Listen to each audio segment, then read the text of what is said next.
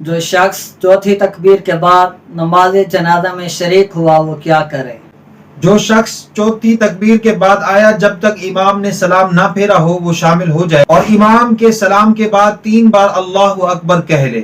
علامہ صاحب یہ بتا دیں کہ نماز جنازہ میں سورۃ فاتحہ پڑھنا کب جائز ہے؟ نماز جنازہ میں حمد و ثنا کی نیت سے سورۃ فاتحہ پڑھنا جائز ہے۔ نماز جنازہ کی امامت کا حق کس کو ہے؟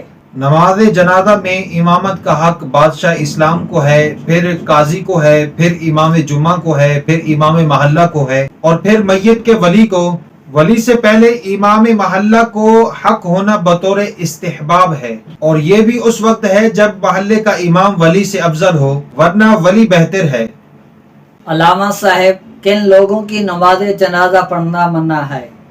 نمبر 1، باغی جو امام برحق پر ناحق خروج کرے اور اسی بغاوت میں مارا جائے۔ نمبر 2، وہ ڈاکو جو ڈاکے میں مارا گیا ہو۔ نمبر 3، جو لوگ اپنی قوم کی ناحق حمایت کرتے ہوئے لڑیں اور پھر مر جائیں۔ نمبر 4، جس نے کئی لوگوں کا گلا گھونٹ کر مار ڈالا ہو۔ نمبر 5، جو شہر میں ہتھیار لے کر رات کو لوٹ مار کرے۔ نمبر 6، جس نے اپنی ماں یا باپ کو مار ڈالا ہو۔ نمبر 7، جو کسی کا مال چھین رہا تھا اور اسی حالت میں مارا گیا ہو۔ تو ان لوگوں کی نماز جنازہ پڑھنا منع ہے۔ کیا خودکشی کرنے والے کی نماز جنازہ پڑھی جائے گی؟ در مختار میں ہے اگرچہ خودکشی کرنا بہت بڑا گناہ ہے مگر ان کی نماز جنازہ پڑھی جائے گی۔ نماز جنازہ کے لیے میت میں کن شرائط کا پایا جانا ضروری ہے؟ نمبر 1، میت کا مسلمان ہونا۔